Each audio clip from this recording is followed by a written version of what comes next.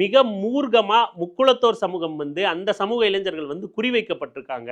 அதனால தான் தொடர்ந்து அந்த தேவர் ஜெயந்தியா இருக்கட்டும், அந்த சமூகத்துக்கு இடையில பல சாதி சங்க தலைவர்கள உருவாக்குறதா இருக்கட்டும், சாதி வெறியா படம் எடுக்கிறதா இருக்கட்டும், தேவர் தலித்துங்கிற பிரச்சனைய ஊக்குவிக்கிறது, அங்கேயும் போய் தலித்துகள வில்லனா காட்டுறது, திருமாவ வில்லனா காட்டுறது, என்னெல்லாம் ஒரு காலத்துல வன்னியர் சமூகத்துக்கு நடந்துச்சோ, அது அத்தனையும் இன்னைக்கு முக்குளத்தோர் சமூகத்துக்கு நடந்துகிட்டு இருக்கு. முக்குளத்தோர் சமூகத்து இளைஞர்கள நாசப்படுத்த மிக தீவிரமா வேலை செஞ்சுக்கிட்டு இருக்கு ஆர்எஸ்எஸ்.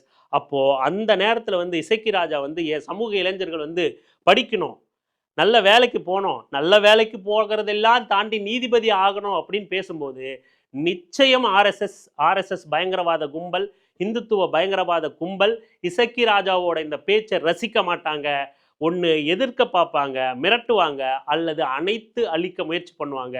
இசக்கி ராஜா மீது அக்கறையோட இந்த பதிவில் பேசுகிறோம். இசக்கி ராஜா எச்சரிக்கையோடு இருந்து இதே சமூக அக்கறையோட உன் சாதி மீதே நீ அக்கறை வச்சுக்கோ, உன் சாதி இளைஞர்களை வளர்க்கவே நீ பேசு, தப்பே கிடையாது. ஆனால் அதில் தெளிவாகவும் உறுதியாகவும் இருக்கணும் அப்படிங்கிறத இசக்கி ராஜாவுக்கு ஒரு வேண்டுகோளாகவும் கவன ஈர்ப்பாகவும் இந்த பதிவில் நம்ம சொல்ல வரோம்.